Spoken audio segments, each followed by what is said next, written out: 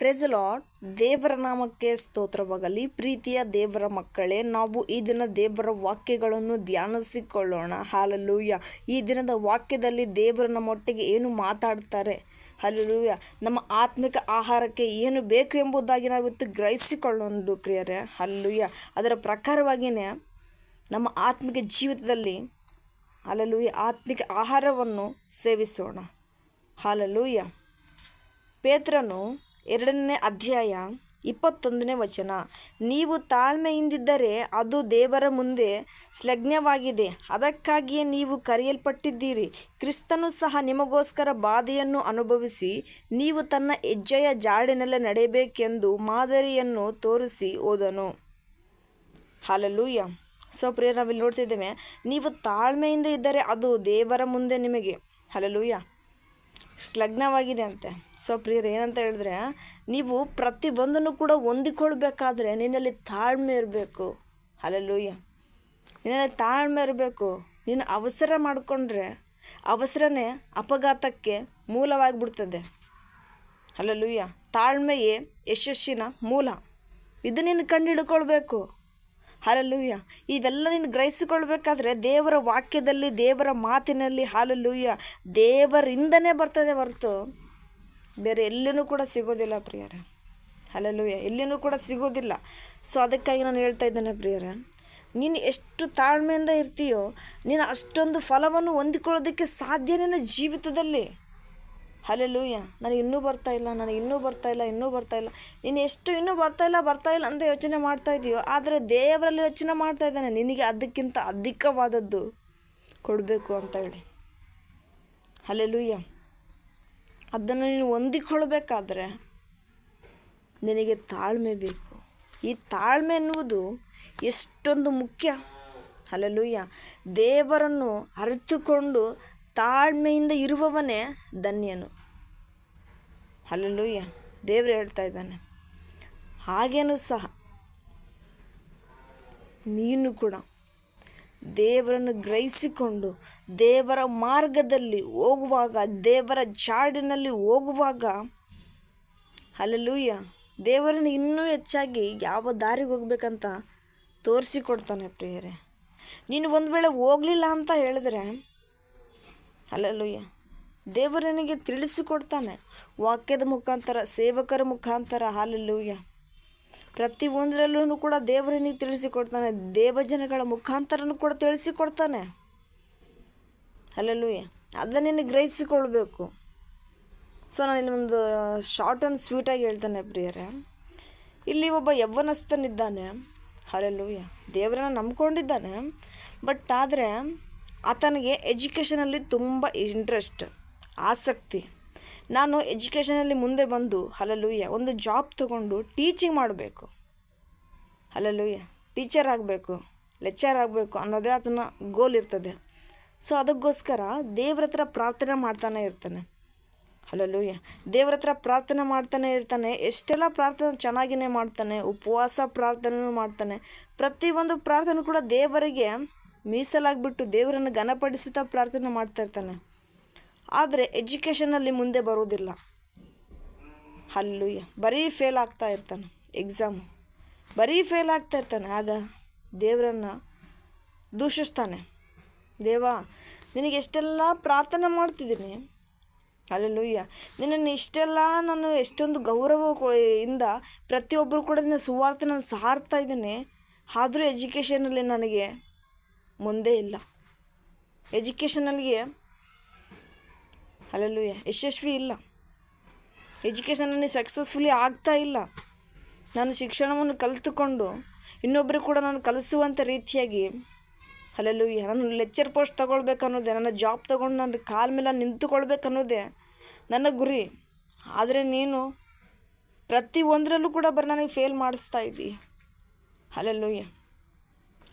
ನಾನು ಎಷ್ಟು ಆಸಕ್ತಿಯಾಗಿದ್ದು ನನ್ನ ಗುರಿ, ನನ್ನ ಕನಸದು, ನನ್ನ ಜೀವನ ಅದು. ಹಾಲೆಲೂಯ. ಅದಕ್ಕೋಸ್ಕರ ಹಗಲು ರಾತ್ರಿ ಕಷ್ಟಪಟ್ಟೆ ನಾನು. ಆದರೂ ಕೂಡ ನನಗೆ ಫಲ ಕೊಡ್ತಾ ಇಲ್ಲಲ್ಲ ನೀನು. ಹಾಲೆಲೂಯ. ದೇವರನ್ನು ದೂಷಿಸ್ತಾ ಇದ್ದಾನೆ ಪ್ರಿಯರೇ ಆ ಯೌವನಸ್ಥನು. ಸೊ ಆಗ ಪ್ರತಿಯೊಂದು ಯಶಸ್ವಿಗೂ ಕಳ್ಕೊಂಡ್ಬಿಡ್ತಾನೆ ಎಜುಕೇಷನಲ್ಲಿ.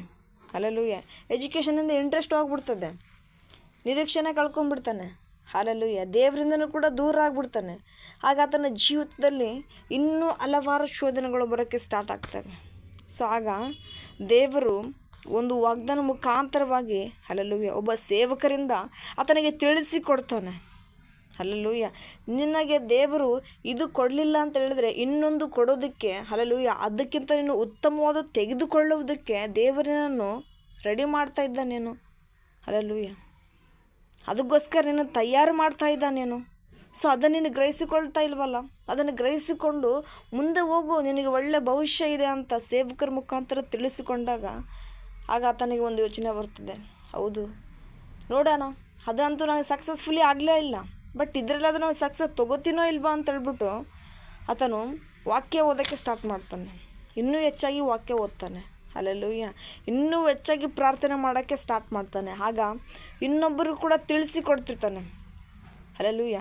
ಹಲವಾರು ಜನಗಳಿಗೆ ತನ್ನ ಸಭೆಯಲ್ಲಿ ವಾಕ್ಯದ ಮುಖಾಂತರ ದೇವರು ಆತನ ಜೊತೆ ಮಾತಾಡೋದನ್ನು ಪ್ರತಿಯೊಬ್ಬರು ಕೂಡ ಇನ್ನೊಬ್ಬರು ಕೂಡ ಗ್ರಹಿಸಿಕೊಳ್ಳಂತ ಪ್ರತಿಯೊಬ್ಬರು ಕೂಡ ತಿಳಿಸಿಕೊಡ್ತಾ ಇರ್ತಾನೆ. ಅದೇ ಮುಖಾಂತರ ಅವರ ಸೇವಕರು ಆತನಲ್ಲಿ ನಿಜವಾದ ದೇವರ ಕಲೆ ನೋಡಿಬಿಟ್ಟು, ಹಲ್ಲೆಲೂಯಾ, ಆತನಿಗೆ ದೇವರು ಕೊಟ್ಟಿರುವ ಒಂದು ವರವನ್ನು ನೋಡಿಬಿಟ್ಟು, ಹಲ್ಲೆಲೂಯಾ, ನೀನು ಸೇವಕನಾಗು ಅಂತ ಸೇವಕರು ಹೇಳ್ತಾರೆ ಪ್ರಿಯರೇ. ಹಲ್ಲೆಲೂಯಾ.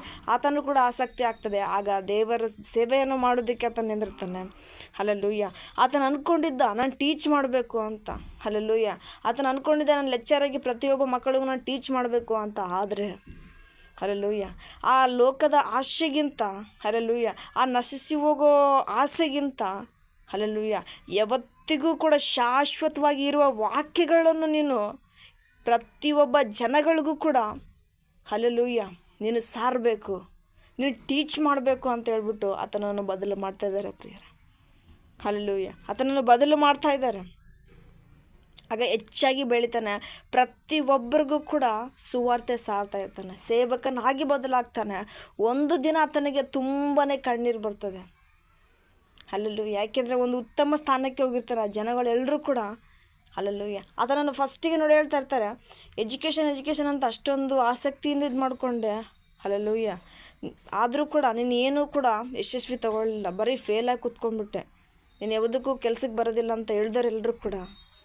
ಹಲ್ಲೆಲೂಯಾ. ನಿಜವಾಗ್ಲೂ ನೀನೆಷ್ಟು ಪುಣ್ಯವಂತ, ನೀನೆಷ್ಟು ಧನ್ಯನು ನೀನು ಅಂತ ಹೇಳ್ತಾರೆ ಪ್ರಿಯರೇ. ಯಾಕೆ ಗೊತ್ತಾ, ನಮ್ಮ ದೇವರು ಆತನಿಗೆ ವರವನ್ನು ಕೊಟ್ಟಿರ್ತಾನೆ, ಅಭಿಷೇಕಿಸ್ತಾನೆ.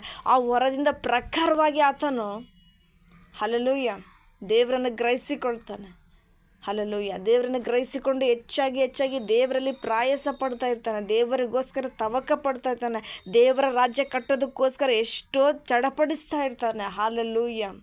ಹಗಲು ರಾತ್ರಿ ಪ್ರಾರ್ಥನೆ ಮಾಡ್ತಾ ಇರ್ತಾನೆ. ಮಂಡಿ ಊರಿ ಪ್ರಾರ್ಥನೆ ಮಾಡ್ತಾ ಇರ್ತಾನೆ. ನಶಿಸಿ ಹೋಗ್ತಾ ಇರೋ ಆತ್ಮಗಳಿಗೋಸ್ಕರ ಪ್ರಾರ್ಥನೆ ಮಾಡ್ತಾ ಇರ್ತಾನೆ. ಸೇವಕನಾಗಿ ಬದಲಾಗಿ ಉತ್ತಮ ಸ್ಥಾನಕ್ಕೆ ಹೋದಾಗ ಪ್ರತಿಯೊಂದು ಕೂಡ ಆತನ ಜೊತೆಗೆ ಬರ್ತದೆ. ಅದನ್ನು ಕನಸು ಕಂಡಿರ್ತಾನೆ. ಹಲ್ಲೆಲೂಯಾ. ನಾನೊಂದು ಮನೆ ಕಟ್ಟಬೇಕು, ಹಲ್ಲೆಲೂಯಾ, ನಾನು ಕಾರ್ ತೊಗೋಬೇಕು, ನಾನು ಆ ಥರ ಇರಬೇಕು, ಈ ಥರ ಇರಬೇಕು ಅಂತ. ಆದರೆ ಸೆಲೆಬ್ರಿಟಿಯಾಗಿ ಬದಲಾಗ್ತಾನೆ ಪ್ರಿಯರೇ ಆತ. ಹಲ್ಲೆಲೂಯಾ. ಸೆಲೆಬ್ರಿಟಿಯಾಗಿ ಬದಲಾಗ್ತಾನೆ. ಸೊ ಆಗ ಆತನನ್ನು ನೋಡಬೇಕಂದ್ರೆ ಪರ್ಮಿಷನ್ ತೊಗೊಳ್ಬೇಕು. ಹಲ್ಲೆಲೂಯಾ. ಸೇವಕ. ಸೊ ಇನ್ನೊಬ್ಬರ ಸಭೆ ಕರ್ಕೊಂಡೋಗಿ ಇನ್ವಿಟೇಷನ್ ಕೊಡಬೇಕು, ನಮ್ಮ ಸಭೆಗೆ ಬಂದು ವಾಕ್ಯ ಹೇಳ್ರಿ, ಪ್ರಾರ್ಥನೆ ಮಾಡಿರಿ ಅಂತ. ಹಲ್ಲೆಲೂಯಾ. ಪರ್ಮಿಷನ್ ತೊಗೊಂಡು ಇನ್ನೊಬ್ಬರ ಜೊತೆಗೆ ಆ ರೀತಿಯಾಗಿ ದೇವರು ಬದಲು ಮಾಡ್ತಾನೆ. ಆಗ ತುಂಬ ಕಣ್ಣೀರು ಹಾಕ್ತಿರ್ತಾನೆ ಒಂದು ದಿನ.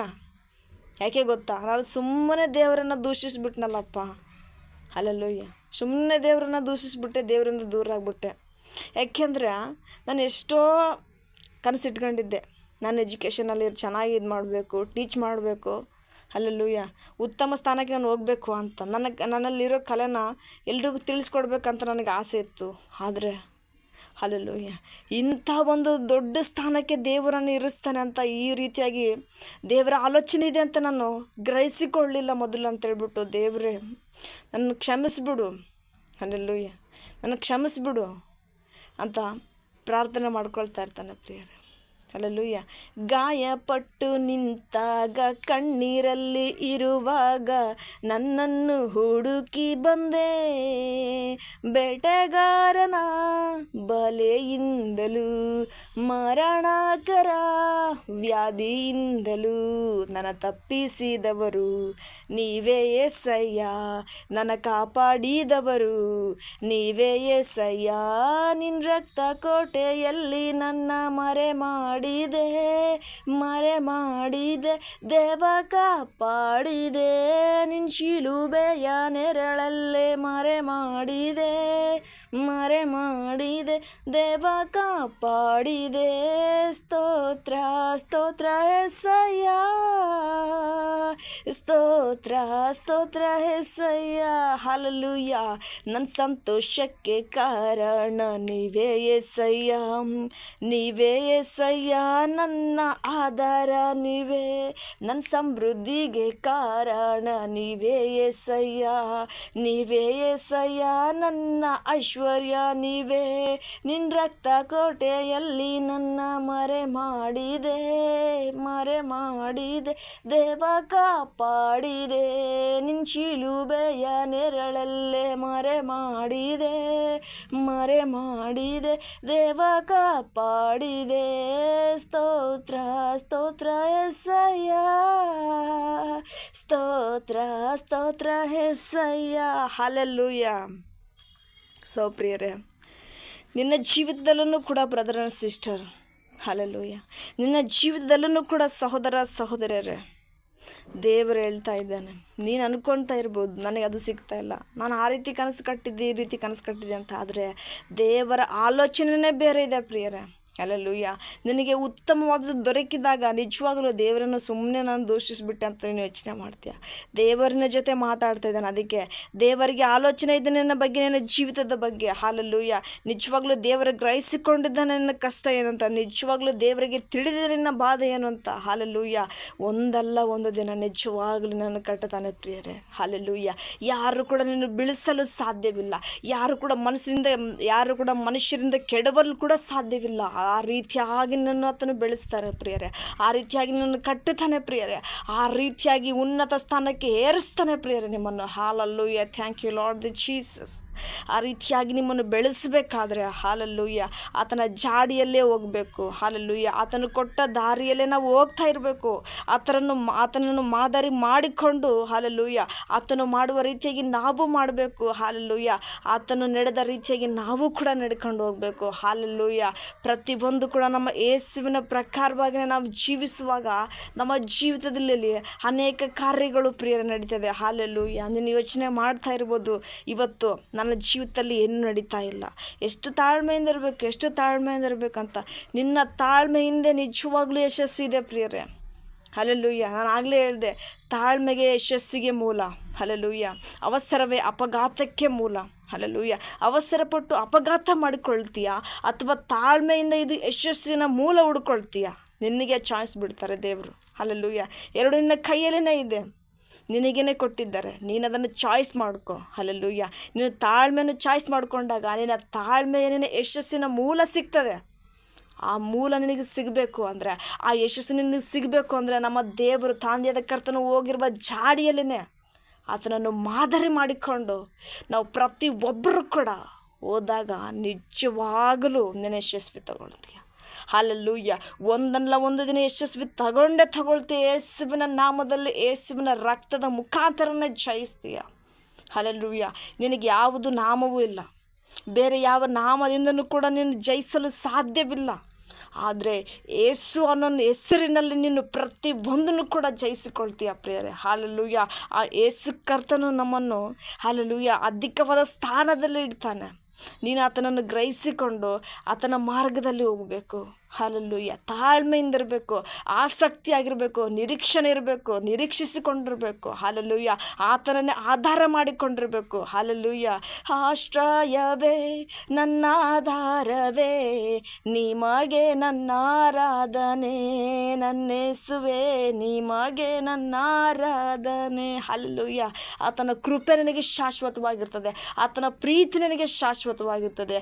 ನೀ ಕೃಪ ನಿತ್ಯ ಮುಂಡುನು, ನೀ ಕೃಪ నిత్య జీవము నా తరమా యేసయ్యా. నీతిమంతుల గుడారాలలో వినబడుచున్నది సంగీత సునాదము. హల్లెలూయా. Thank you lord Jesus. ಕರ್ತನೆ ನಿಮಗೆ ಸ್ತೋತ್ರಗಳು ರಾಜ. ಅಪ್ಪ, ವಾಕ್ಯ ಕೇಳಿರುವಂಥ ಪ್ರತಿಯೊಬ್ಬ ಮಕ್ಕಳಲ್ಲಿ ಕೂಡ ತಾಳ್ಮೆಯನ್ನು ಹಲ್ಲೆಲೂಯಾ ಅನುಗ್ರಹಿಸು ಪ್ರಭುವ. ಆತ್ಮಿಕದಲ್ಲಿ ರಾಜ ತಾಳ್ಮೆಯನ್ನು ಹೊಂದಿಕೊಳ್ಳಬೇಕು. ಪ್ರತಿಯೊಂದು ಹೊಂದಿಕೊಳ್ಬೇಕಾದ್ರೂ ಕೂಡ ಅವನು ತಾಳ್ಮೆಯಿಂದ ಇರಬೇಕು. ಹಲ್ಲೆಲೂಯಾ. ನೀನು ಹೇಳ್ತಾ ಇದೆಯಾ ಪ್ರಭು, ವಾಕ್ಯದ ಮುಖಾಂತರವಾಗಿ ಹೇಳ್ತಾ ಇದೆಯಾ, ನಿನ್ನ ಮಾತಿನ ಮುಖಾಂತರವಾಗಿ ಹೇಳ್ತಾ ಇದೆಯಾ. ಅವಸರವೇ ಅಪಘಾತಕ್ಕೆ ಮೂಲ ಆಗ್ತದೆ ಅಂತ ಹೇಳ್ತಾ ಇದೆಯಾ. ತಾಳ್ಮೆಗೆ ಯಶಸ್ಸಿನ ಮೂಲ ಅಂತ ಹೇಳ್ತಾ ಇದೆಯಾ. ಹಲ್ಲೆಲೂಯಾ. ನಿಜವಾಗ್ಲೂ ದೇವ, ನಾವು ತಾಳ್ಮೆಗೆ ಹಲ್ಲೆಲೂಯಾ ತಾಳ್ಮೆಯಿಂದ ನಾವು ಯಶಸ್ಸಿನ ಮೂಲವನ್ನು ಹುಡುಕೊಂಡು ನಿನ್ನ ದಾರಿಯಲ್ಲಿಯೇ ಬರ್ತೇವೆ ಪ್ರಭು. ಹಲ್ಲೆಲೂಯಾ. ನಿನ್ನ ಹಾದಿಯಲ್ಲಿಯೇ ನಡಿತೇವೆ ಸ್ವಾಮಿ. ಪ್ರತಿಯೊಬ್ಬ ವಿಡಿಯೋ ನೋಡ್ತಿರುವಂಥ ಮಕ್ಕಳನ್ನು ಮುಟ್ಟೆ ಸ್ವಾಮಿ. ಇನ್ನೂ ಹೆಚ್ಚಾಗಿ ವಾಕ್ಯದ ಮುಖಾಂತರ ಗ್ರಹಿಸಿಕೊಳ್ಳುವಂಥ ರಾಜ, ಒಳ್ಳೆ ರೀತಿಯಿಂದ ಅವರ ಜೀವನದಲ್ಲಿ ಅದ್ಭುತ ಕಾರ್ಯಗಳನ್ನು ನಡೆಯುವಂತೆ ಸ್ವಾಮಿ ಆಶೀರ್ವದಿಸು ಪ್ರಭು. ಯಾರ್ಯಾರು ರಾಜ ನಿರೀಕ್ಷೆ ಇಟ್ಕೊಂಡಿದ್ದಾರೋ ಪ್ರಭು, ನನ್ನ ಜೀವಿತದಲ್ಲಿ ಒಂದಲ್ಲ ಒಂದು ದಿನ ಕಾರ್ಯ ಆಗುತ್ತೆ ಅಂತ ತಾಳ್ಮೆಯಿಂದ ಎದುರು ನೋಡ್ತಾ ಇದ್ದಾರೋ ಪ್ರಭು, ಅವರಿಗೆ ಉನ್ನತವಾದ ಸ್ಥಾನವನ್ನು ಇನ್ನು ಕೊಟ್ಟು ರಾಜ, ಪ್ರತಿಯೊಬ್ಬರು ಕೂಡ ಆಶ್ಚರ್ಯ ಪಡುವ ರೀತಿಯಾಗಿ ಅವರನ್ನು ಮಾರ್ಪಡಿಸ್ತೀಯ ಸ್ವಾಮಿ. Thank you lord Jesus. ಕರ್ತನೆ ನಿಮಗೆ ಸ್ತೋತ್ರಗಳು ರಾಜ. ಈ ಚಿಕ್ಕ ಪ್ರಾರ್ಥನೆ ನಿಮ್ಮ ಕರೆಗಳಿಗೆ ಒಪ್ಪಿಸುತ್ತಾ ನನ್ನ ನಜರೇತಾದ ಯೇಸುವಿನ ನಾಮದಲ್ಲಿ ರಾಜ, ನಿಮ್ಮ ಮಕ್ಕಳಾದ ನಾವು ನಮ್ಮನ್ನು ಸಂಪೂರ್ಣವಾಗಿ ತಗ್ಗಿಸಿಕೊಂಡು ಸ್ತುತಿ ಸ್ತೋತ್ರ ಘನತೆ ಮಾನ ಪ್ರಭಾವ ಎಲ್ಲವೂ ನಿಮ್ಮೊಬ್ಬರಿಗೆ ಸಲ್ಲಿಸುತ್ತಾ ನಮ್ಮ ಕರ್ತನಾದ ತಂದೆಯಾದ ದೇವರ ನಾಮದಲ್ಲಿ ಸ್ವಾಮಿ ಸ್ತುತಿಸಿ ಪ್ರಾರ್ಥಿಸಿ ಬೇಡಿ ಬಂದಿದ್ದೇನೆ ಅಪ್ಪ, ನಮ್ಮ ಜೀವವುಳ್ಳ ಪರಲೋಕದಲ್ಲಿರೋ ನನ್ನ ಪರಮ ತಂದೆಯಾದ ದೇವರೇ. Amen Jesus. Amen. Thank you all to my God bless you. Amen. Praise lord.